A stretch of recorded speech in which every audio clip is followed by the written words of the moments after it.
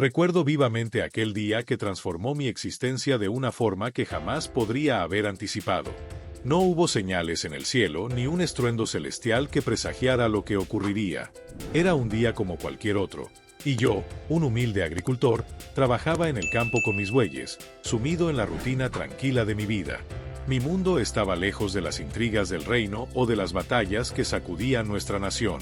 Sin embargo, lo que parecía una jornada más, se convirtió en el momento en que mi destino cambió para siempre. En medio de mi labor, apareció Elías, el gran profeta de Israel, y con su llegada, mi vida jamás volvería a ser la misma.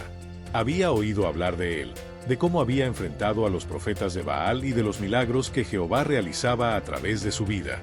Su nombre resonaba como una leyenda entre el pueblo.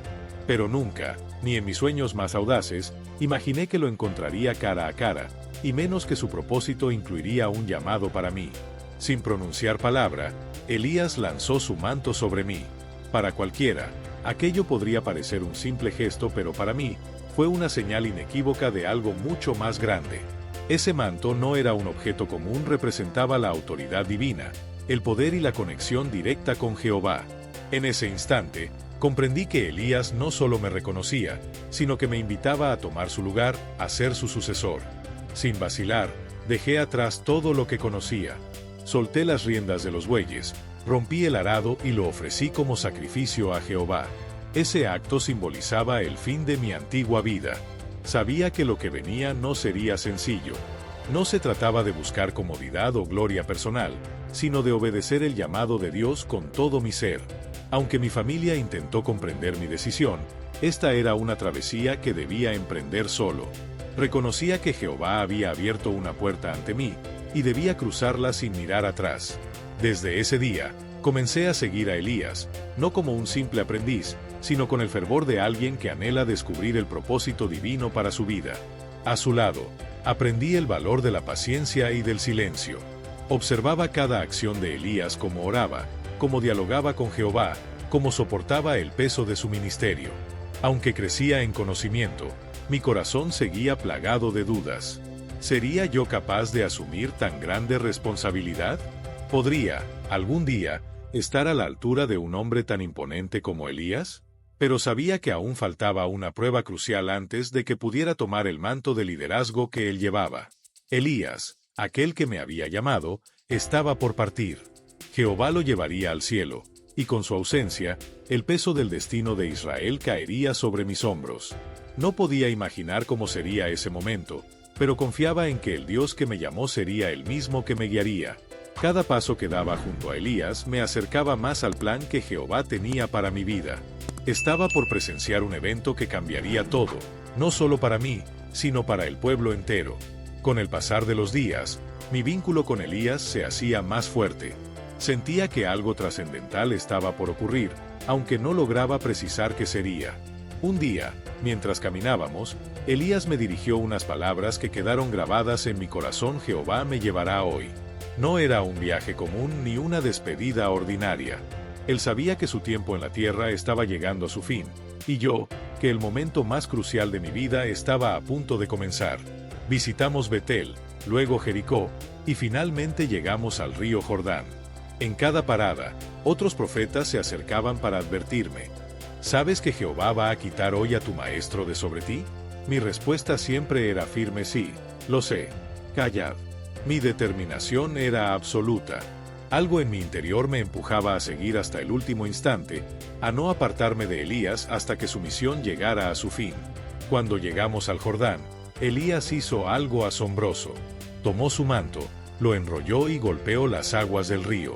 Ante mis ojos, se abrió un camino, y en ese momento, entendí que estaba presenciando no solo un milagro, sino el inicio de una nueva etapa en la historia de Israel y en mi vida. Al instante, las aguas del río se dividieron, abriendo un camino de tierra seca frente a nosotros. Una vez más, fui testigo del inmenso poder de Jehová manifestado a través de Elías. Cada milagro que presenciaba alimentaba en mí un deseo creciente de recibir esa misma unción divina, de ser un instrumento a través del cual Dios obrara maravillas. Al cruzar al otro lado del Jordán, Elías se detuvo y me miró fijamente. Sus ojos parecían atravesar mi alma mientras me decía: pide lo que quieras que haga por ti antes de que sea llevado. Sabía que esta era mi oportunidad, el momento que había estado esperando desde el día en que él me llamó. Sin vacilación, respondí lo que más anhelaba: te ruego que una doble porción de tu espíritu sea sobre mí. No se trataba de un capricho ni de ambición personal, sino de la certeza de que, para caminar en los pasos de un hombre como Elías, necesitaría una gracia multiplicada. Elías me miró con calma y, con la sabiduría que lo caracterizaba, respondió: cosa difícil has pedido. Pero si me ves cuando sea tomado de ti, se te concederá; si no, no será así. Mi corazón palpitaba con fuerza. Comprendía que estaba pidiendo algo monumental, pero también sabía que era indispensable para cumplir el propósito de Dios en mi vida. Entonces, ocurrió. De repente, un carro de fuego tirado por caballos llameantes apareció entre nosotros, separándonos. La escena era sobrecogedora, un despliegue del poder divino tan imponente que apenas podía creer lo que mis ojos veían. Mientras observaba, vi cómo Elías era llevado al cielo en un torbellino. No pude contenerme y grité con todas mis fuerzas: Padre mío, carro de Israel y su gente de a caballo. En un instante, Elías desapareció en los cielos, y el eco de mi clamor resonó en el aire. De pie, solo junto al río, vi caer el manto de Elías, el mismo que había lanzado sobre mí el día de mi llamado. Me incliné, lo recogí, y entendí que aquel momento marcaba un antes y un después en mi vida. El manto no era solo un objeto físico, simbolizaba el traspaso del liderazgo espiritual y la unción divina que ahora recaía sobre mí. Con temor y reverencia, me dirigí al río Jordán, el lugar donde minutos antes había presenciado el milagro de Elías. Con el manto en mis manos, lo enrollé como lo había visto hacer a Elías y golpeé las aguas, clamando con voz firme: ¿dónde está Jehová, el Dios de Elías? En ese instante, las aguas se dividieron ante mí de la misma manera que lo hicieron para Elías. Fue la confirmación que mi corazón necesitaba. El poder de Dios estaba conmigo. No solo había recibido el manto físico, sino también la herencia espiritual que pedí con tanto fervor. Desde ese momento, mi vida cambió para siempre. Ahora llevaba sobre mis hombros la responsabilidad de ser el profeta de Israel, el continuador del ministerio que Elías había comenzado. La unción divina que operaba en mí era poderosa, y los días que siguieron fueron testigos de milagros y señales que demostraron a todos que Jehová me había llamado y capacitado. Mi primera prueba llegó rápidamente. Al llegar a la ciudad de Jericó, los habitantes se acercaron a mí con un problema urgente. El lugar donde vivimos parece bueno, como mi señor puede ver, pero las aguas son malas y la tierra no produce frutos, me explicaron. A primera vista, la ciudad parecía próspera, bien ubicada y con todo lo necesario para florecer. Sin embargo, estaba sufriendo de una condición que amenazaba su futuro: las aguas contaminadas hacían que la tierra fuera estéril. Orando en mi corazón, Dios me mostró la solución. Les pedí: traedme una vasija nueva y poned en ella sal. Aunque lo que solicitaba parecía simple, sabía que no era la sal la que sanaría las aguas. Lo que ocurriría sería una obra directa del poder de Jehová, una señal para mostrar al pueblo que Dios estaba actuando a través de mí. Con la vasija en mis manos, caminé hacia el manantial de agua. En medio de la expectación del pueblo, derramé la sal en el agua mientras proclamaba con autoridad: así ha dicho Jehová, yo he sanado estas aguas, no habrá más en ellas muerte ni enfermedad. En ese instante, las aguas se purificaron. Lo que antes era una fuente de contaminación y sufrimiento, se transformó en un símbolo de vida y prosperidad. Desde aquel día, las aguas de Jericó dejaron de causar daño, y la ciudad comenzó a florecer nuevamente. Ese fue el primer milagro que realicé bajo la unción de Jehová, y quedó claro para todos que el Dios de Elías ahora obraba a través de mí. Fue un momento poderoso, pero en mi corazón sabía que este era solo el inicio de los grandes actos que Dios realizaría por medio de mi ministerio. Mientras me dirigía hacia Betel, el camino trajo un nuevo desafío. Un grupo de jóvenes apareció y comenzó a burlarse de mí de manera descarada. Gritaban con sarcasmo: calvo, sube, calvo, sube. Ridiculizaban no solo mi apariencia, sino también mi autoridad como profeta. Para muchos, esas palabras podrían parecer una burla trivial, pero entendí que esto iba mucho más allá. En realidad, estaban despreciando al Dios que me había llamado y la misión sagrada que Él me había encomendado. No era la primera vez que los siervos de Jehová enfrentaban el desprecio del pueblo, pero este acto de irreverencia no podía quedar sin consecuencia. Comprendí que no se trataba de defender mi honor personal, sino de proteger el respeto debido a Jehová y su palabra. Entonces, clamé a Dios invocando su justicia, y en respuesta, 2 osos salieron del bosque y atacaron a 42 de esos jóvenes. Este acto no fue una muestra de venganza personal, sino una advertencia divina. Fue un recordatorio claro de que el desprecio hacia las cosas sagradas trae consecuencias, y que Jehová es un Dios que merece respeto y reverencia. A través de este evento, Dios reafirmaba que mi ministerio estaba respaldado por su poder, y que él mismo se encargaba de defender a sus siervos. El incidente de Betel, aunque impactante, tenía un propósito profundo. Era una lección para todo Israel, un llamado a recuperar el temor a Jehová. Aquellos jóvenes no eran simples niños, eran individuos conscientes, criados en un entorno donde el respeto por lo divino se había perdido. Su burla al decir sube era un ataque directo al acto milagroso de la ascensión de Elías, un desafío al poder de Dios mismo. Mientras los observaba, no solo vi jóvenes imprudentes, sino el reflejo de un pueblo que se había apartado de los caminos de Jehová. Me dolió profundamente que Israel, el pueblo elegido por Dios, hubiera llegado a este nivel de irreverencia. Al invocar a Jehová, no buscaba castigo, sino que todos entendieran que las cosas sagradas no son objeto de burla. Cuando los osos emergieron y ejecutaron el juicio divino, el mensaje quedó claro. No era simplemente un acto de justicia inmediata, sino una señal contundente para el pueblo de que Jehová no tolera el desprecio hacia su autoridad. Este evento marcó el inicio de un ministerio lleno de desafíos, pero también de manifestaciones poderosas de la gloria de Dios. A través de estos primeros actos, la sanación de las aguas de Jericó y la justicia en Betel, quedó demostrado que el espíritu de Elías operaba en mí con una doble porción. Sin embargo, sabía que este era solo el principio. Grandes desafíos y momentos decisivos me esperaban, y cada uno de ellos pondría a prueba mi fe y mi capacidad para confiar plenamente en Jehová. Con cada paso, me acercaba más al propósito que Dios había preparado para mí, y al impacto que mi ministerio tendría en las generaciones por venir. La noticia de lo ocurrido con los jóvenes se esparció rápidamente, y con ella, un mensaje claro: no se puede menospreciar los caminos de Dios sin consecuencias. La autoridad profética no era un rol más dentro de la sociedad, sino un llamado directo y sagrado de Jehová. Este evento, aunque severo, trajo consigo una lección que muchos necesitaban aprender: el respeto hacia lo divino no es opcional. Dios no busca castigar, pero tampoco permitirá que su nombre y su obra sean deshonrados. Este incidente no me llenó de orgullo ni satisfacción, en cambio, me llevó a reflexionar profundamente sobre el estado espiritual de nuestro pueblo. Comprendí cuánto habíamos perdido al alejarnos de Jehová, al permitir que la idolatría y el desprecio hacia sus siervos nos apartaran de su voluntad. Mi corazón se llenó de una carga aún mayor, pues entendí que mi misión no se limitaba a realizar milagros, sino que debía restaurar el corazón de Israel para que regresara a su Creador.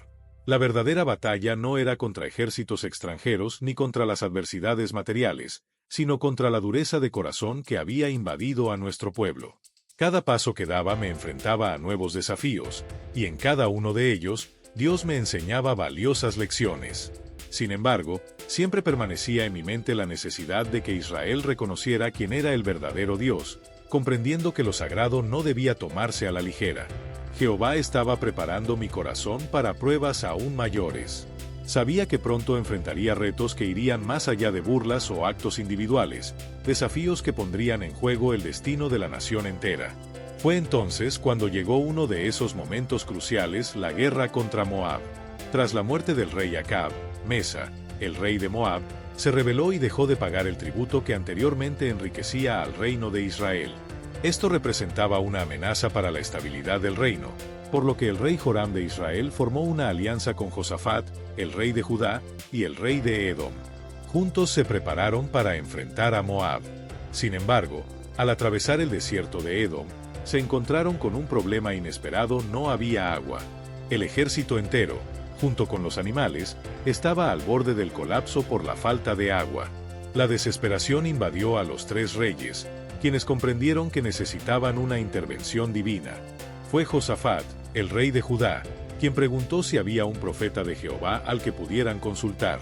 Mi nombre fue mencionado, y los 3 reyes vinieron a mí en busca de respuestas. Cuando llegaron, no dudé en ser franco. Sabía que Joram no era fiel a Dios, que seguía los caminos de idolatría que su padre, Acab, había instaurado en Israel. Lo enfrenté directamente, diciéndole que consultara a los falsos profetas de su padre o su madre. Sin embargo, por respeto a Josafat, un rey que sí temía a Jehová, decidí interceder. Era evidente que Dios había orquestado este momento para demostrar una vez más su poder y su fidelidad. Pedí que trajeran a un músico, y mientras la música llenaba el ambiente, el Espíritu de Jehová vino sobre mí. Este no era un simple gesto, la música preparó mi corazón para recibir el mensaje divino. Sabía que lo que estaba por decir no solo cambiaría el destino de esta batalla, sino que reafirmaría la soberanía de Jehová sobre toda la creación. En ese momento, recibí una revelación clara y precisa de lo que debía hacerse. No sería una estrategia militar convencional ni una táctica basada en la fuerza o ingenio humano. La solución sería completamente divina. Les transmití a los reyes el mensaje de Jehová. Así ha dicho Jehová: haced en este valle muchos estanques. Porque Jehová ha dicho así: no veréis viento ni veréis lluvia, pero este valle será lleno de agua, y beberéis vosotros, vuestras bestias y vuestros ganados. Era una instrucción que desafiaba la lógica, pues no había señales de tormentas ni ríos cercanos que pudieran proveer agua. Sin embargo, la palabra de Dios era clara, y su promesa, segura. Al día siguiente, tal como Jehová había anunciado, el valle se llenó de agua. Fue un milagro impresionante, realizado sin viento ni lluvia, pero suficiente para salvar al ejército y los animales de la sed. Los soldados recuperaron fuerzas, preparándose para la batalla que les aguardaba. El milagro tenía un propósito más grande que simplemente saciar la sed. Cuando el ejército de Moab se aproximó al valle, la luz del sol reflejada en el agua les hizo creer que lo que veían era sangre. Los moabitas asumieron que los reyes aliados se habían enfrentado entre sí y que el campo estaba lleno de cadáveres. Convencidos de que la victoria era suya sin necesidad de lucha, avanzaron sin precaución, listos para saquear el campamento. Al llegar, se encontraron con un ejército preparado para la batalla. La confusión y la confianza desmedida de los moabitas resultaron en su derrota total. Los israelitas, fortalecidos por Jehová, destruyeron sus ciudades y tierras, dejando claro que la victoria no era producto de su habilidad militar, sino de la intervención divina. Este evento fue una poderosa demostración de que el poder de Jehová no se limita a asuntos personales. Es el Dios que cuida de su pueblo tanto en sus necesidades individuales como en las crisis nacionales. Su capacidad para intervenir en las batallas de naciones enteras dejó en claro que su mano guiaba nuestras decisiones y caminos. Tras la guerra, la obra de Dios en mi vida no había terminado, al contrario, apenas comenzaba. Jehová no solo es el Dios de grandes victorias, sino también de los detalles, de las necesidades de los humildes y de aquellos que buscan consuelo. Fue en este tiempo que Dios me permitió ser testigo de milagros que revelaron su corazón compasivo. Uno de estos milagros ocurrió cuando una viuda, cuyo esposo había sido uno de los profetas, vino a mí en total desesperación. La deuda la asfixiaba, y los acreedores amenazaban con tomar a sus 2 hijos como esclavos. Sus ojos reflejaban un dolor profundo, el de una madre al borde de perder lo que más amaba. Le pregunté: ¿qué puedo hacer por ti? Dime, ¿qué tienes en casa? Ella respondió con lágrimas: tu sierva no tiene en casa más que una vasija de aceite. Para muchos, esa pequeña cantidad de aceite no tendría importancia. Sin embargo, en las manos de Dios, incluso lo más humilde puede multiplicarse para obrar maravillas. Le di una instrucción que parecía extraña. Ve y pide prestadas vasijas vacías a todos tus vecinos. No pocas, todas las que puedas conseguir. Luego, entra en tu casa con tus hijos, cierra la puerta y comienza a llenar las vasijas con el aceite que tienes. Aunque era un acto de fe poco común, la mujer obedeció. Lo que ocurrió después sería un testimonio eterno del poder de Dios. La viuda obedeció mis instrucciones. Se encerró con sus hijos y comenzó a llenar las vasijas con aceite. Para su asombro, el aceite no dejó de fluir. Vasija tras vasija se llenaba hasta el borde, y aún quedaba más. Aunque su pequeña vasija original parecía insuficiente, El aceite continuaba milagrosamente mientras hubiera recipientes disponibles. Cuando todas las vasijas estuvieron llenas, la viuda me buscó nuevamente y me informó de lo ocurrido. Entonces le dije: «Ve, vende el aceite, paga tu deuda, y tú y tus hijos viviréis con lo que sobré». Jehová no solo había cubierto su necesidad inmediata, sino que también le dio una abundancia que le aseguró sustento a largo plazo. Este milagro no solo salvó a su familia de la desesperación, sino que mostró cómo Dios se preocupa por las necesidades más simples de quienes confían en Él. Tiempo después, conocí a una mujer sunamita de buena posición económica. Cada vez que pasaba por su región, me recibía con hospitalidad, ofreciéndome comida y alojamiento. Eventualmente, su generosidad la llevó a construir una pequeña habitación en su casa para que tuviera un lugar donde descansar en mis viajes. La mujer no esperaba nada a cambio. Su bondad era desinteresada, pero Jehová siempre recompensa a quienes honran su obra. Quise hacer algo por ella y pregunté a mi siervo qué necesidad podía tener. Descubrí que no tenía hijos y que su esposo era anciano, una situación difícil en aquellos tiempos, pues la esterilidad era vista como una maldición. Movido por el deseo de bendecirla, la llamé y le dije: «El año que viene, por este tiempo, abrazarás a un hijo». La mujer, incrédula ante algo tan maravilloso, expresó dudas. Sin embargo, tal como Jehová lo había anunciado, al año siguiente ella dio a luz un hijo. Su alegría fue inmensa, pero las pruebas no tardaron en llegar. Años después, el niño cayó enfermo repentinamente mientras estaba en el campo con su padre. Lo llevaron a casa, pero, trágicamente, murió en los brazos de su madre. Con el corazón destrozado, la sunamita no aceptó esta pérdida como definitiva. Montó en un asno y, con determinación, vino a buscarme. Al verla acercarse, comprendí que algo terrible había ocurrido. Sin perder tiempo, la acompañé a su hogar. Allí, en la habitación donde yacía el cuerpo del niño, oré a Jehová con todo mi ser. Me recosté sobre el cuerpo del niño, orando fervientemente. Poco a poco, el calor regresó a su cuerpo, y de repente, el niño volvió a la vida. Jehová, una vez más, mostró su poder y su compasión. Este milagro no solo restauró la alegría de la madre, sino que también reafirmó que Dios cuida de las necesidades más personales de quienes confían en Él. Las maravillas que Jehová realizaba a través de mí comenzaron a resonar más allá de las fronteras de Israel. Personas de otras naciones oían de los milagros y buscaban ayuda. Uno de estos fue Naamán, un general sirio valiente y respetado, pero que padecía lepra, una enfermedad devastadora que lo condenaba al aislamiento y sufrimiento. Su conexión conmigo fue inusual. Una joven esclava israelita que trabajaba en su casa le habló de mi obra y del poder de Jehová. Ella le dijo que en Israel había un profeta capaz de obrar milagros y que podría ser sanado. Así comenzó una historia que no solo transformaría la vida de Naamán, sino que también mostraría cómo Jehová puede tocar corazones en lugares inesperados y extender su gracia a todos los que buscan su ayuda con humildad. A lo largo de mi caminar como profeta de Jehová, he sido testigo de su incomparable poder y misericordia. Cada milagro, cada acto de justicia, cada muestra de su intervención divina no solo ha transformado las vidas de quienes estuvieron involucrados, sino también mi propio corazón.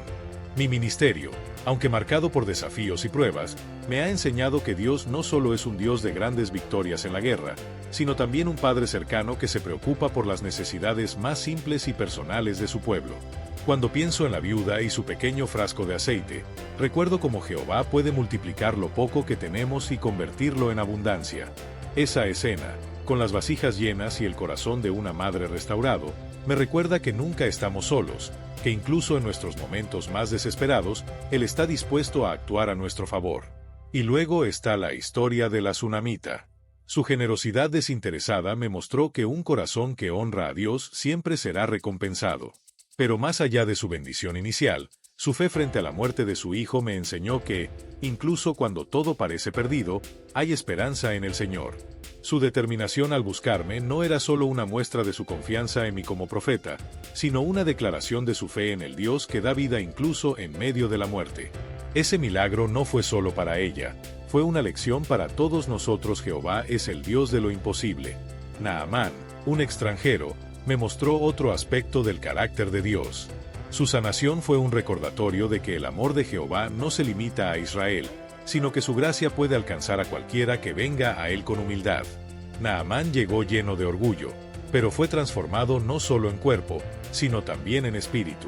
Su historia es un testimonio vivo de que, sin importar cuán lejos estemos de Dios, su poder y su compasión nos pueden encontrar. Al reflexionar sobre todo esto, siento una profunda gratitud por el privilegio de ser un instrumento en las manos de Jehová, pero también siento una gran responsabilidad. Estos milagros no son simplemente eventos del pasado, son recordatorios vivos de que debemos confiar en Él, honrar su nombre y buscar su voluntad en todo momento. Mi papel como profeta no es solo realizar milagros, sino guiar a mi pueblo de regreso al corazón de Dios, enseñarles a reconocer su mano en sus vidas y recordarles que Él siempre es fiel. Sé que mi camino está lleno de retos, pero también sé que cada paso está dirigido por un Dios que no falla. Y mientras continúe este viaje, mi oración será siempre que mi vida y mi obra reflejen su gloria, su amor y su poder. Que Israel y todas las naciones sepan que Jehová es Dios, y que no hay nada ni nadie como Él. Si estás buscando una manera de acercarte más a Dios, este canal es para ti. Aquí encontrarás videos llenos de sabiduría, inspiración y fe que te ayudarán a fortalecer tu espiritualidad y a caminar más cerca de la presencia divina. Cada contenido está pensado para brindarte luz, esperanza y un entendimiento más profundo de los principios que guían nuestra vida en Cristo. No pierdas la oportunidad de crecer en tu fe con nosotros. Sigue este canal y empieza hoy mismo tu viaje espiritual hacia Dios.